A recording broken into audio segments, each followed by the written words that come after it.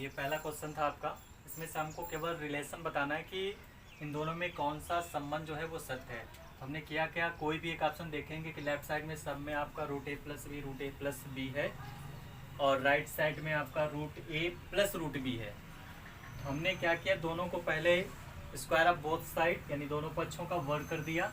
तो रूट ए plus B का square करेंगे तो किसी भी रूट का जब हम स्क्वायर करते हैं तो रूट हट जाता है, तो रूट हटा दिया हमने। ठीक, और इसमें देखिए दोनों पे रूट अलग अलग है। इसमें हम फार्मूला यूज करेंगे रूट ए प्लस बी का होल स्क्वायर। तो किसी भी रूट का स्क्वायर करते हैं तो केवल रूट हटता है, तो इसका स्क्वायर प्लस बी का स्क्वायर हो जाएगा प्लस 2ab होता है। तो दोनों का जब हम यहाँ मल्टीप्लाई करेंगे तो ये रूट में हो जाएगा। ठीक, ये चीज़ हो जाएगा आपका 2√ab। तो क्या a प्लस बी इसके इक्वल दिख रहा है? इसमें तो ये है ही नहीं 2ab, तो ये वाला ऑप्शन तो ऐसे ही गलत हो गया। दूसरे में क्या देखना है कि a प्लस बी क्या इससे बड़ा है? नहीं है, ये वाला भी ऑप्शन आपका गलत हो गया। सी पे पहुंचते हैं तो ये क्या होगा कि रूट ए प्लस बी ये जो है इससे इतना छोटा है ना, अगर इसको इतना मिल जाता तो दोनों छोटे हो जाते हैं। ये वाला सी ऑप्शन है, ए बी की वैल्यू 1 आएगी नहीं, तो वो तो ऐसे ही गलत हो गया। तो ऑप्शन नंबर आपका सी करेक्ट हो गया। इसमें देखिए कह रहा है क्या ऐसा कौन सा होल नंबर है, ठीक, जो m की पावर n इक्वल टू 121 है, तो m माइनस 1 की पावर n प्लस 1 की वैल्यू क्या होगी। देखिए जो क्वेश्चन है हम यही क्वेश्चन से ही स्टार्ट करेंगे।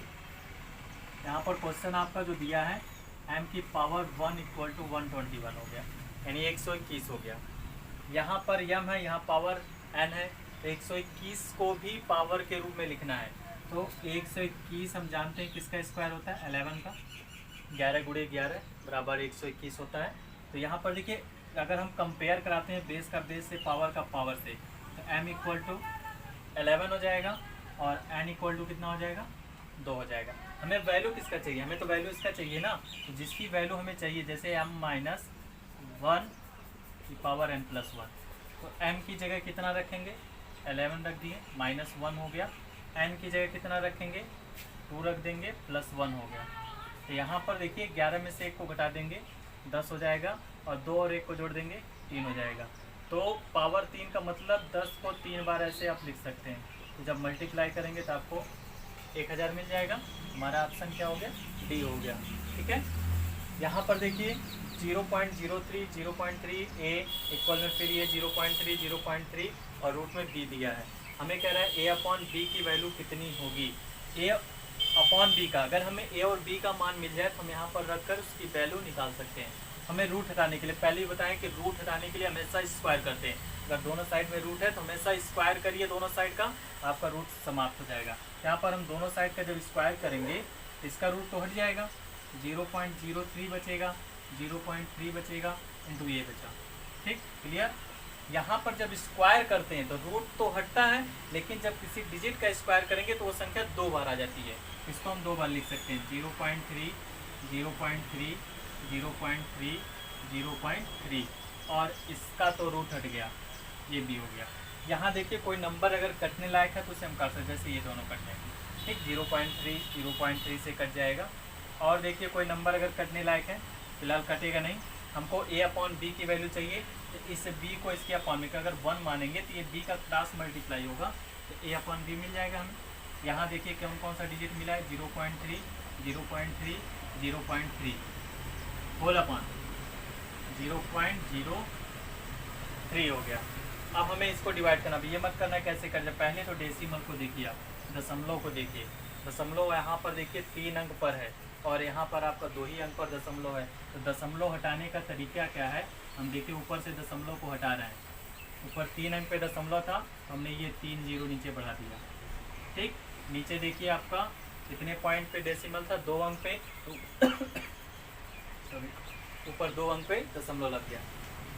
ये हमने दशमलव से जीरो वाले को हटा दिया, 0 से 0, 1 3 से 1 3 कट गया, बचा क्या, 3 का गुणा 3 में 9 हो गया, और बटे में आपका 10 बचा है।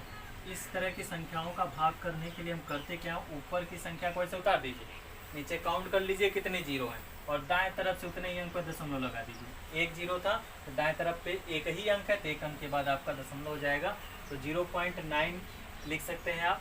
तो a अपॉन बी की वैल्यू जो होगी वो आपकी 0.9 होगी। इसमें हमने ऑप्शन नहीं दिया था, सॉरी, तो ऑप्शन आपका जो दी हो ये आपका 0.9 9 हो जाएगा।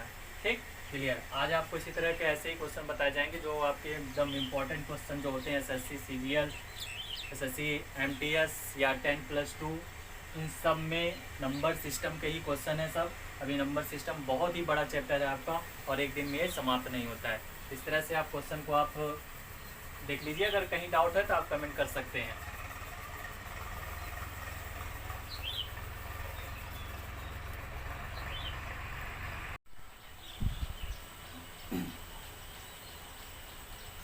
यदि 125 की पावर x इक्वल टू 3125, तो x का मान बताना है क्या होगा। अभी जो इससे पिछले क्वेश्चन में आपको बताया गया था कि किसी भी वैल्यू x y z किसी की भी वैल्यू निकालना है तो ये हमारा जो बेस है वो इक्वल होना चाहिए। अगर ये बेस इक्वल है तो हम पावर्स का कंपेयर करा के x y z की वैल्यू निकाल सकते हैं।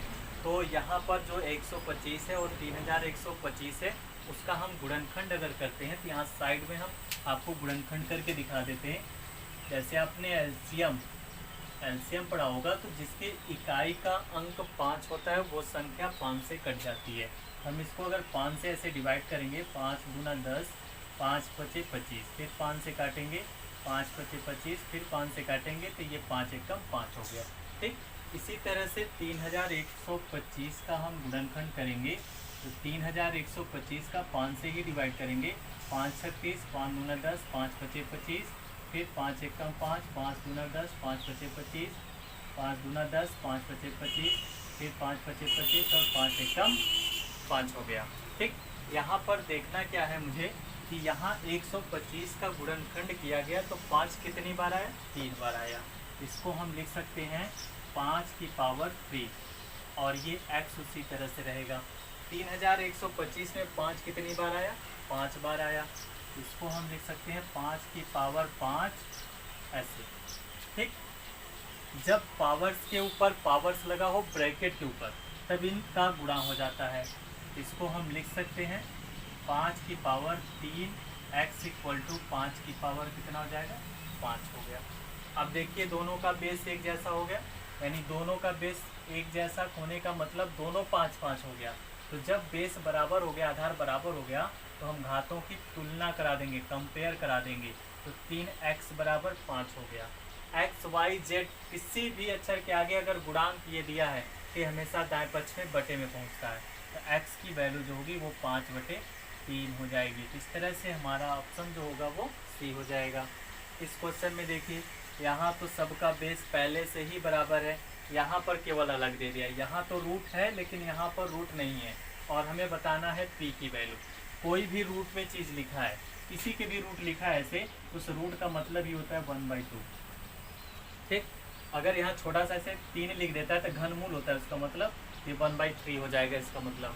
ठीक, तो इसको हम लिख सकते हैं 5 की पावर 1/2 और ये हो जाएगा आपका 7 डिवाइडेड बाई, इसको भी लिख सकते हैं 5 की पावर 1/2 और ये 5, ये तो ऐसे ही रहेगा भाई। ठीक, 5 की पावर ये हो गया। अब इनका जब गुणा करेंगे 1/2 में 7 का जब गुणा किया जाएगा ये हो जाएगा 5 की पावर 7/2, भाग का सिंबल लगा देंगे। 1/2 का गुणा जब 5 में होगा ये हो जाएगा 5/2 बराबर 5 की पावर ये हो गया। जब किसी भी डिजिट का ये बेस बराबर हो, आधार बराबर हो और बीच में भाग का चिन्ह हो, इन घातों को घटा दिया जाता है। और अगर गुणा का चिन्ह होता है तो घातों को जोड़ दिया जाता है। तो यहाँ पर हम घटाएंगे दोनों को। ठीक, यहाँ साइड में हम देखिए घटा कर दिखा दे रहे हैं। 7/2 में से 5/2 को घटाना है तो 7 में से 5 गया 2, 2 से 2 ये कट जाएगा, यानी कुल मिला के आपका कितना आ गया, 1 बच गया। और इक्वल में क्या लिखा हुआ है, 5 की पावर 3। आधार बराबर है, देन सेम ऊपर वाला कंडीशन आ रहा है, आधार बराबर है तो घातों की जब तुलना कराएंगे तो p बराबर कितना हो जाएगा, 1 हो जाएगा। तो ऑप्शन नंबर हमारा डी सही हो गया, यानी p की वैल्यू कितनी आ गई, 1 आ गई। क्लियर। चलिए नेक्स्ट क्वेश्चन में देखिए, फिर रूट वाला आ गया। रूट 1 + x/9 इक्वल में 13/3। अब यहाँ से रूट हटाना है, तो रूट हटाने के लिए अभी हमने बताया कि किसी भी क्वेश्चन से अगर रूट हटाना है तो हमें क्या करना पड़ता है, दोनों पक्षों का वर्ग कर देना है। यहाँ पर दोनों साइड का जब वर्ग करेंगे तो इसका तो रूट हट जाएगा। 1 + x/9 इक्वल में इसका स्क्वायर जब करेंगे, वर्ग करने का मतलब संख्या को 2 बार ऐसे आप लिख सकते हैं, और जिसको स्क्वायर याद है तो वो स्क्वायर में लिख सकता है। ठीक, तो इस 13 का गुणा जब 13 में करेंगे तो कितना हो जाएगा 169, और 3 का गुणा 3 में होगा 9 हो गया। अब ये बाएं पक्ष से एक इधर आना चाह रहा है, तो जब बाएं पक्ष से जब इधर आएगा, क्योंकि भाई लाइक टर्म है, सजाती पदों को हमें एक साइड में करना होता है। सजाती पद का मतलब जो एक ही जात के हैं उनको अलग कर दो। ठीक, तो ये दोनों एक ही जात के हैं, क्योंकि इसमें एक्स वाई जेड है नहीं, तो ये एक इधर आ जाएगा। जब ये एक इधर आएगा इसको हम लिख सकते हैं 169/9, और ये माइनस का 1, जिसके बटे में कुछ नहीं होता है तो हम 1 मान लेते हैं, उसे रैशनल नंबर बना लेते हैं। यहाँ पर देखिए 9 का हम लघुत्तम लेंगे, यानी लौसा लिया जाएगा। यहाँ 169 माइनस 9 का गुणा जब 1 में करेंगे तो ये 9 हो जाएगा। फिर इसी तरह से x/9 इक्वल टू 169 में से 9 को घटा दीजिए तो 160 बचेगा, बटे में 9 हो जाएगा। इस 9 का गुणा जब इधर करेंगे तो ये 9 से 9 आपका कट जाएगा, तो x इक्वल टू क्या मिल जाएगा 160। कौन सा ऑप्शन आपका सही हो गया? ऑप्शन नंबर बी सही हो गया। इस तरह से x की वैल्यू आपकी 160 हो गई। एक चीज क्लियर हुआ ना यहाँ पर? जैसे मान लीजिए अगर कोई चीज़ इस तरह से लिखा हुआ है भाग के रूप में, तो जब भाग का सिंबल होता है तो इन घातों को हम घटा देते हैं, ऐसे a की पावर m-n हो जाएगा। लेकिन अगर यही चीज़ गुणा में होता, a की पावर n गुणे a की पावर n, तो जब गुणा का सिंबल होता है तो इनको हम क्या करते हैं, जोड़ देते हैं, तो m+n हो जाएगा। ठीक, तो ये आपका बीजीय नियम होता है सर्वसमीकाओं का, कि जब भाग का सिंबल आ जाए तो सजाती पदों में तो घातों को घटा दिया जाता है, और गुणा का सिंबल आ जाता है तो घातों को जोड़ दिया जाता है। ये तरीका है। और रूट वाले ऐसे क्वेश्चन जिनके आधार बराबर हैं या घाते बराबर हैं, तो उनके नियम के लिए इसी तरह से हम इस क्वेश्चन को सॉल्व करेंगे। ठीक,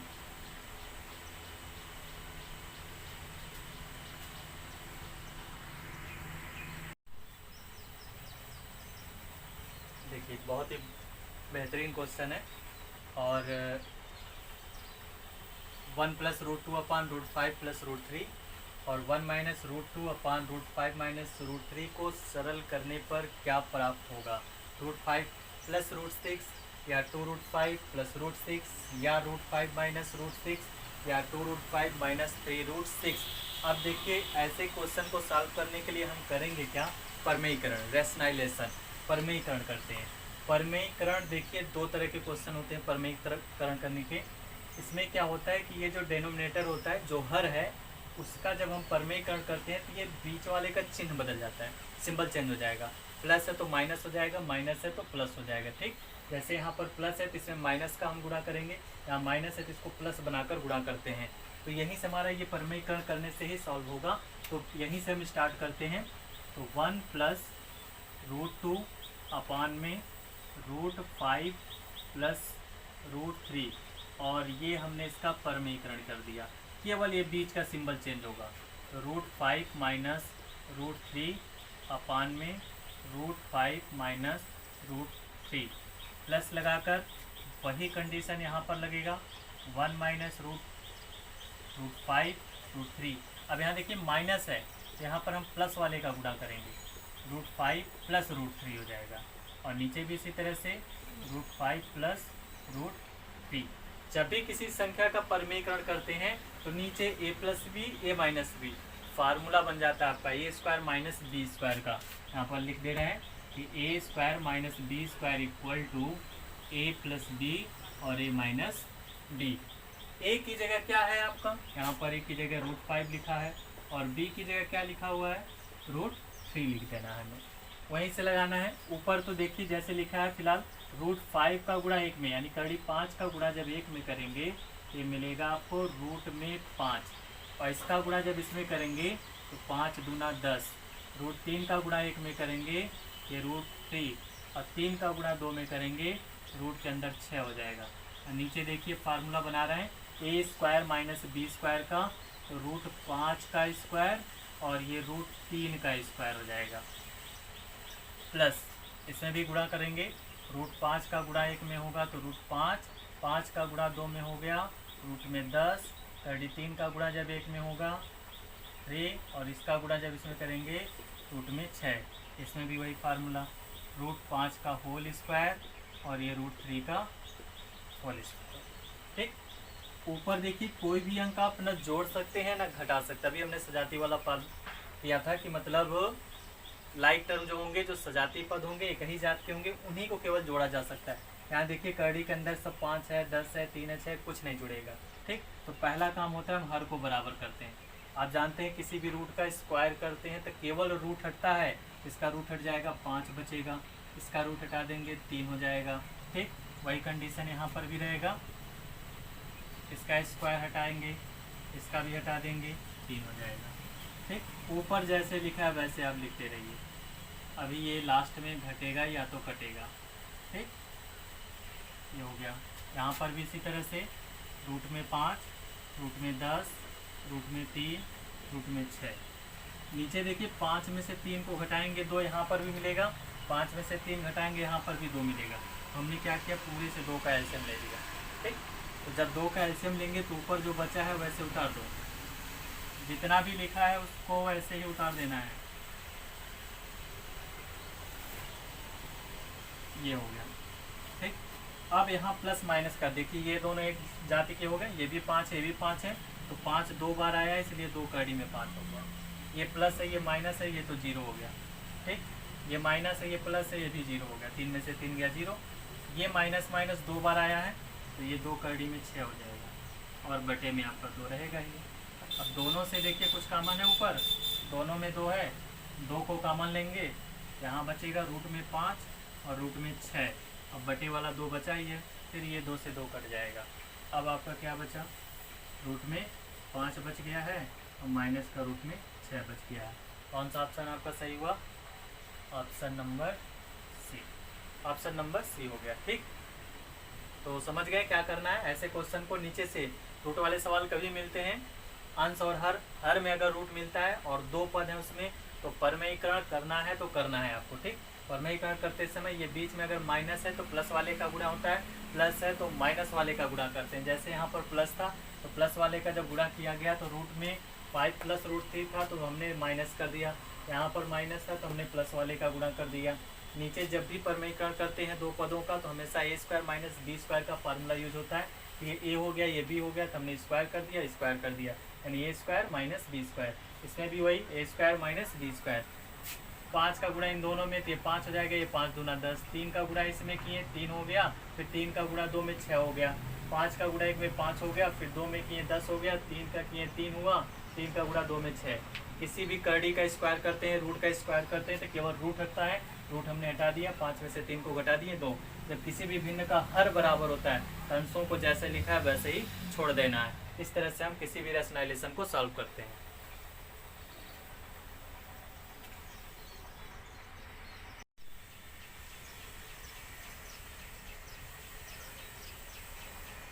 एक 1.5, 1.05, 1.05 के ऊपर ये बार का सिंबल लगा है, मतलब 5 जो है बार बार आने वाली संख्या है। और 1.5 के ऊपर फिर बार लगा है, यानी 5 बार बार आएगा। इसमें से सबसे बड़ी कौन सी संख्या, बड़ी संख्या को आपको बताना है, सबसे बड़ी संख्या बताना है। तो सबसे पहले देखिए 1.5। ठीक, ये 1.5 हो गया, ये 1.05 हो गया, और ये 1.0555 ऐसे लिखते चलेंगे, और 1 दशमलव ये हो गया 5 हो गया। ठीक, ये क्लियर है आपका। अब देखिए ये समझ जाइए कि एक रुपया 50 पैसा यानी 1.5 रुपया है, और ये 1 रुपया 5 पैसा है, और ये 1 रुपया 55 पैसा है, और ये 1 रुपया आपका 55 पैसा। ठीक, अब देखिए अंतर क्या है कि यहाँ पर ये 5 आप इसमें लिख सकते हैं, क्योंकि 5 की फ्रीक्वेंसी है इसलिए बार बार हम लिख सकते हैं। इसमें सबसे बड़ा आपको बताना है, तो सबसे बड़ा क्या ये लग रहा है आपको। ठीक, अगर इसके आगे 0 बढ़ा सकते हैं और कुछ नहीं हो सकता है, 50 लिख सकते हैं। और ये आपका देखिए 5 हमारे हिसाब से तो यही सबसे बड़ी संख्या लग रही है, तो आपका 1.55 जो होगा आपकी सबसे बड़ी, ये नहीं बार वाला, ये ऑप्शन नंबर ए हो जाएगा। ठीक, यहाँ देखिए इसमें से कह रहा है कौन सी संख्या है जो 0.9 के मान के निकटतम होगा। देखिए आपको एक वर्गमूल बताते हैं, आप यहाँ साइड नहीं लगा दे रहे, 0.9 ऐसे, दशमलव का वर्गमूल यानी स्क्वायर रूट। दशमलव देखिए बहुत से बच्चे गलती करते हैं, अरे ठीक है 3 का स्क्वायर है 9, 3 होगा, तुरंत मार दिए ट्रिक, 3 सही हो गया, लेकिन नहीं, दशमलव के बाद अगर आप ऐसे जीरो बढ़ा सकते हैं, जितने जीरो इतना जीरो बढ़ा सकते हैं, जोड़ा के रूप में बढ़ाया जाता है, पेयर बना के ही वर्गमूल में काम चलता है। अब हम ऐसा पहाड़ा पढ़ेंगे कि 90 आ जाए, लेकिन ध्यान रहे स्क्वायर रूट का क्वेश्चन है तो पेयर में हमेशा मल्टीप्लाई पढ़ा जाता है, जोड़ा बना के आपको पढ़ना है। जैसे अगर 3 का पहाड़ा पढ़ना है तो 3 बार, 4 का पढ़ोगे तो 4 बार, 5 का 5 बार, 6 का 6 बार, 9 का 9 बार। यहाँ 8 का पहाड़ा अगर 8 पढ़ते हैं तो 8 अट्ठे 64 होगा, यानी 8 8 जा 64। 9 का टेबल पढ़ेंगे तो हम 9 बार अगर पढ़ते हैं तो 9 9 81 हो जाएगा। ऐसे दशमलव है ऊपर भेज दे रहे हैं, ठीक इस तरह से। तब इसको घटा दे रहे हैं, 10 में से 1 को घटा दिए 9। अब देख ले रहे हैं इसी में से कौन सा आ रहा है ऑप्शन। तो मेरा ऑप्शन तो लगभग यही सही होना चाहिए 0.9, क्योंकि पहला अक्षर मिल गया, बाकी सब तो कोई अंक इसमें मिल ही नहीं रहा है। तो आपका ऑप्शन नंबर जो होगा वो सी हो जाएगा। और इसी में अगला क्वेश्चन आपका अगला क्वेश्चन कौन सा आपका कह रहा है कि इसमें से छोटा कौन है।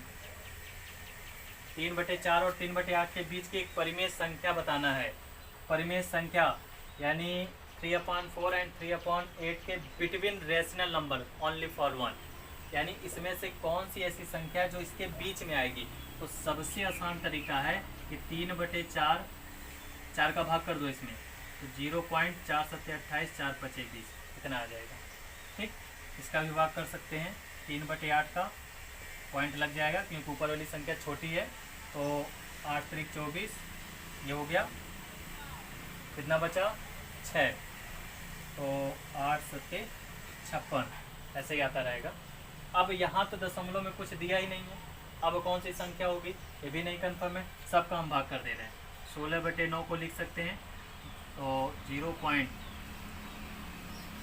दूना 18 ज़्यादा हो जाएगा, 9 1 कम 9, ठीक। दशमलव क्योंकि ऊपर वाला बड़ा है ना, तब दशमलव पहले नहीं लगेगा। तो 9 1 कम 9 कितना बचा 7, तो हो जाएगा 9 7 63, 1.7 आ रहा है। चलिए 9/16 को देख लेते हैं। अब ऊपर वाली संख्या छोटी है तो दशमलव पहले लग जाएगा। 16 का पहाड़ा पढ़ेंगे कि 90 आ जाए, 16 25 80, ठीक, लगभग 0.5 आएगा। 12/7 को सॉल्व करेंगे तो 7 1 कम 7, 5 बचा, 7 7 49, 1.7 हो गया। इसको लिख सकते हैं 7/3 को, 3 दूना 6, 3 3 9। अब देखिए हमको केवल इसके बीच में चाहिए, ये तो होगा नहीं, ये तो इससे बड़ा हो जा रहा है ना, इससे पहले आएगा नहीं, इससे छोटा हो जा रहा है। यहाँ देखिए 0.5, ये 0.75 है, तो ये तो ऐसे ही इसके बीच में 75 और 37 के बीच में चाहिए, तो 50 तो आएगा नहीं, ठीक। अब यहाँ देखिए 1.7 है, इन्हें दोनों से ये बड़ा है, 2.3 इन दोनों से बड़ा है, तो ये भी बड़ा है, तो आपका ये वाला ऑप्शन सही हो जाएगा 9/16, यानी इनके बीच की एक ही परिमेय संख्या है जो आपका 9/16 है। एक तरीका और देखिए, करते क्या है, 3/4 और 3/8 को जोड़ दीजिए और जितना आए उसका आधा कर दीजिए, ठीक। तो आधा करने के लिए पहले इसे सॉल्व करना होगा। 4 और 8 का एलसीएम हो जाएगा 8, 4 का भाग 8 में करेंगे 2, और 2 का गुणा 3 में होगा 6 हो गया। 8 का भाग 8 में होगा 1, और 1 का गुणा 3 में करेंगे 3, तो 6 3 कितना हो गया 9, और 8 दूना 16, 9/16 आपका ये भी हो गया। दशमलव से भी लगा सकते हैं और या तो ऐसे लगा सकते हैं। 7th क्लास में बहुत से बच्चे पढ़े होंगे 1/2 x + y, इसी फार्मूले से लोग इसे बिटवीन नंबर निकाल देते हैं, रेशनल नंबर, ठीक।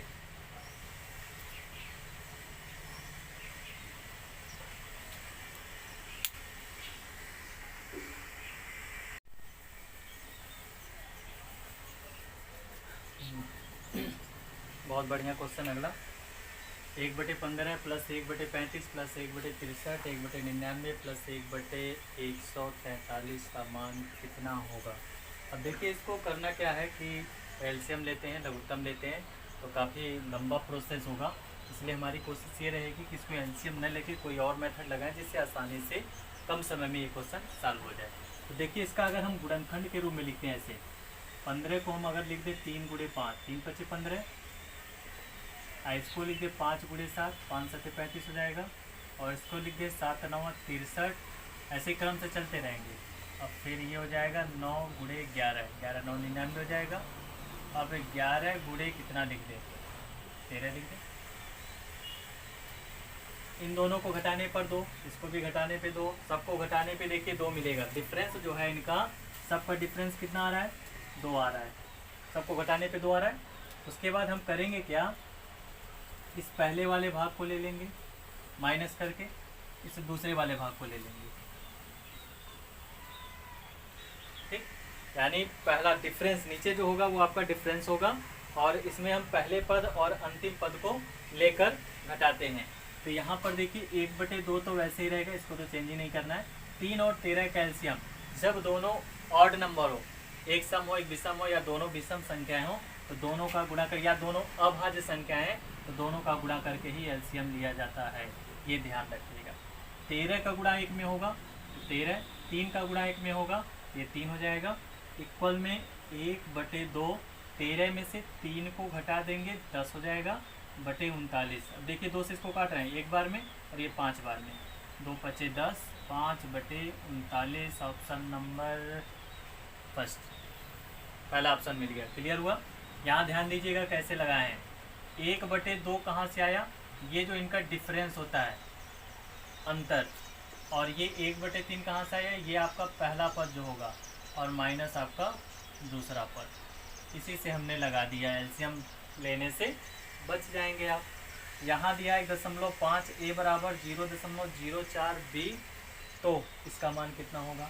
अब यहाँ पर क्या करना है, क्वेश्चन में तो आपका दिया ही है 0.04 b। देखिए इसके बटे में एक मानिए, अब b को नीचे ला दीजिए, तो a/b इक्वल टू 0.04 अपॉन में 1.5। फिर देखिए डेसिमल वाला कंडीशन आ गया, दशमलव वाला। तो a/b इक्वल टू, ऊपर 2 अंक पे है, नीचे 1 अंक पे है, तो 0 किधर बढ़ेगा? नीचे बढ़ेगा। तो इसको हम कितना लिख सकते हैं? ऐसे लिख सकते हैं। ठीक, यानी 1.5 था, ऊपर 0.04 था, नीचे से दशमलव हटाएंगे तो ऊपर 1 0 बढ़ता है, ऊपर से लगाएंगे तो 2 0 बढ़ेगा, तो 1 0 से 1 0 आपका कट गया। 2 से दोनों को काट दे रहे हैं, 2 से इसको काटेंगे 2 दूना 4, 2 से इसको काटेंगे आ जाएगा आपको 75। इस तरह से देखा जाए तो a का मान जो होगा आपका वो कितना हो जाएगा? 2, और b के सामने 75 लिखा है, तो b का मान कितना हो गया? 75। अब क्वेश्चन के अकॉर्डिंग चलते हैं, b माइनस a अपॉन में b प्लस a, तो b का मान कितना है? 75 है, लिख दिया गया 75। a का मान कितना है? 2 है, नीचे भी इसी तरह से 75 प्लस 2, 75 में से 2 को घटा देंगे 73, 73, 75 में 2 को जोड़ देंगे 77, यानी 77 हो जाएगा। देखिए अगर कोई ऑप्शन है आपका, ऑप्शन नंबर ए। ठीक है, कुछ आसान क्वेश्चन रहेंगे, कुछ आपके डिफिकल्ट क्वेश्चन भी रहते हैं।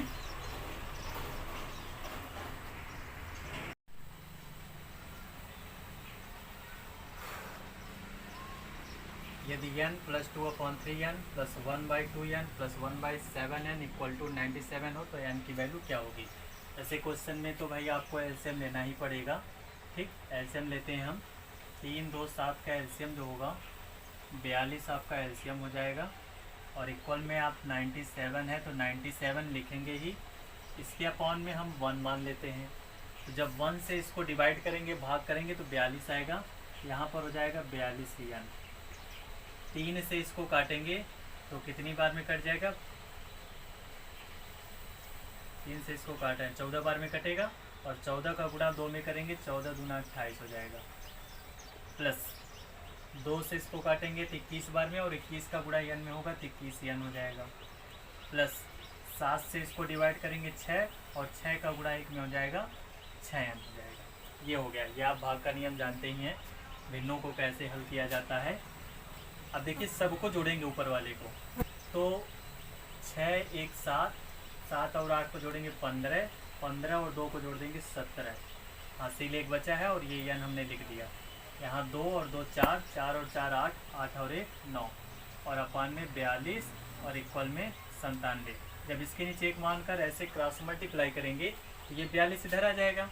तो इसको हम क्या लिख सकते हैं? n = 97 × 42 बटे 97। ये वाला 97 नीचे आ गया, तो 97 से 97 कट जाएगा, तो n का मान कितना हो गया? 42। ऑप्शन आपका डी हो गया। ठीक, इसमें देखिए आप फ्रीक्वेंसी का देखिए सवाल कैसे लगाते हैं। इसमें जो ये बार का सिंबल है, दशमलव के बाद या किसी भी अंक के ऊपर अगर बार का सिंबल जितने अंक पर होता है उसके बटे में उतने ही 9 लिख दिए जाते हैं। ये नियम होता है बारंबार का सिंबल। 22 है, 2 अंक के ऊपर है, 99 हो गया। अब गुणे 3 कर देंगे, ठीक। 11 से दोनों काट सकते हैं आप, 11 एक कम 11, 11 9 99, 11 दूना 22, 11 9 99। अब गुणे आपका 3 हो गया। हर बराबर है, डेनोमिनेटर इक्वल है, तो 2 और 1 को ऐड कर देंगे, 3 हो जाएगा, बटे में 9, 3 हो जाएगा। ये भी 3 3 9 हो गया। अब बटे में भी 9 है, दोनों को काटेंगे तो हमारा ऑप्शन कितना आ गया, 1 आ गया। तो ऑप्शन नंबर सी हो गया। इसमें देखिए क्या करना है, 1 minus 1/2, 1 minus 1/3, 1 minus 1/4 dot dot करके ऐसे ही सब संख्या आएंगी। तो देखिए अगर यहाँ पर हम 2 का एलसीएम लेते हैं तो 2 का गुणा 1 में हुआ 2, 2 में से 1 को घटा देंगे, 1 हो गया। 3 का गुणा 1 में 3, 3 में से 1 को घटा देंगे, 2/3 हो गया। 4 का गुणा 1 में 4, 4 में से 1 को घटा देंगे, 3/4। ऐसे ही आगे कोई संख्या आती रहती है। n-1 का गुणा जब इसमें करेंगे तो n-1 मिलेगा, यहाँ लिख दे रहे हैं n-1। और ये 1 एक तो पहले से था, दोनों को जोड़ दिए, n-2 अपॉन में n-1 हो गया। गुणे n का गुणा 1 में n-1 अपॉन में n होगा। अब देखिए आप ज़्यादा लंबा सवाल ही देखने में लग रहा है कि यहाँ कठिन है, लेकिन बिल्कुल आसान सवाल है ये। यहाँ देखिए 2 से 2 कट गया, 1 बचा है आपका, 3 से 3 कट गया, 4 से 4, 5 से 5, ऐसे करता चला जाएगा। n-1 से n-1, यहाँ इससे पहले n-2 बटे में आएगा तो भी कट जाएगा। लास्ट वाला क्या बचा, बटे में आपका n बचा, 1/n आपका आंसर हो गया। ऑप्शन नंबर आपका डी हो गया, ठीक। ये आपका था नंबर सिस्टम के सारे क्वेश्चन थे, नंबर सिस्टम के ऐसे ही क्वेश्चन थे। और भी हमने पहले बताया कि इसके चैप्टर बहुत बड़ा है और एक दिन में ये समाप्त नहीं हो सकता, इसको महीना भर लग जाता है इस चैप्टर को समाप्त करने पे। और हम चीज़ बताएंगे जल्द ही हमारा एकेडमिक कोर्स क्लास 12 का हम मैथ लाइव क्लास चालू करेंगे अपने यूट्यूब चैनल पर। और अभी तक जिसने भी मतलब यूट्यूब चैनल हमारे सब्सक्राइब नहीं किए हैं, आप उनको शेयर करिए और सब्सक्राइब कराइए। और इस तरह से हम आपको नंबर सिस्टम एसएससी के या आर्मी के या 10+2 एसएससी, एमटीएस, यूपी टेट सारे एग्ज़ाम, ऑल कॉम्पिटिटिव एग्ज़ाम के लिए तैयारी होगी। घर बैठे तैयारी कीजिए, आपको अच्छे अच्छे क्वेश्चन भी मिलेंगे जो आपको एग्ज़ाम से रिलेटेड रहेंगे, ठीक है।